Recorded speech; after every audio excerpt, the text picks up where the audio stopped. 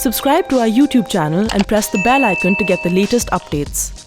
So, if I take you back, say to 1984, that's when BJP was reduced to 2.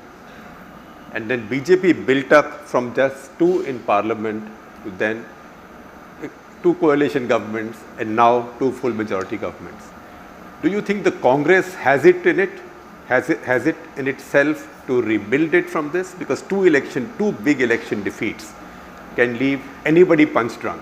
That's true. I think the first time the Congress party actually lost or didn't win 3 elections back to back was in 96, 98 and 99.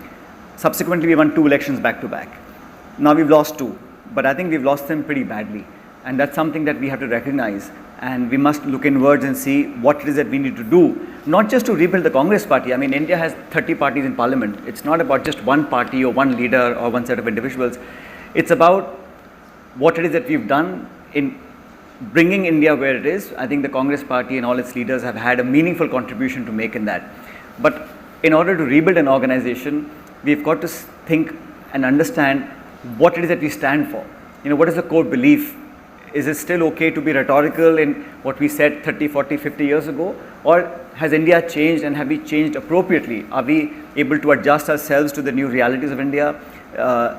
India's moved on, young people have moved on, there's been a transformation in our society, in our business, in our thinking, in every way of life. And no organization that doesn't really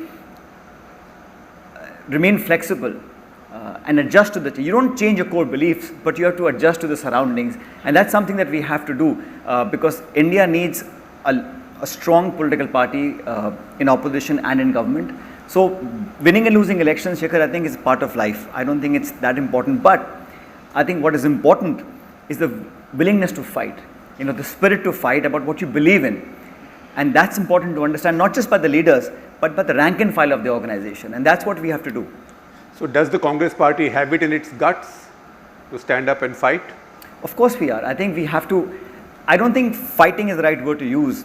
It's to live up to what you believe. Yes, it's about you win elections because you want to serve the people. You remain true to what you believe in. And while doing that, one has to also accept that yes, there was something that we didn't do well enough as people expected us to do. How do we change that? And first is that one has to stop living in denial. If we live in denial, we'll never accept the reality. If we don't accept the reality, we'll never have the tools and the skills and the mindset to change and adapt appropriately. And that's a simple understanding for any organization. And today's politics is very competitive. It's not like 30 years ago, it was an easy task. But today, it's really competitive, it's cutthroat, people are less and less patient, they want immediate deliveries, they want tangible results. And I think there is a lot of accountability and cross-checking on people with power. It wasn't there, I think, 30, 40 years ago. Today, with technology, with pervasive technology, with a lot of awareness, a lot of literacy in our country, you've got to perform or you perish. It's simple as that. You know, I might have had a whole series of questions which I thought I will ask, but sometimes when we mentally choreograph something and the guest is very articulate, that choreography goes haywire. I told Shekhar, I said, please don't try and look for headlines. I'm just here to have a regular discussion, but I know him for long enough and he will eventually end up doing that, but let's go. No. It has gone haywire because you've given me the key to so many threads to follow. Now you said the first thing is to stop living in denial. Just elaborate on that. What is it that, say, your party may have done that was like living in denial? Well, I wasn't really talking about the Congress in particular. I was just talking about any organization that needs to rebuild, reinvent itself. I think there is a realization that we fought these elections wanting to serve the people better, but we have to be able to reconnect with what the pulse of this nation is.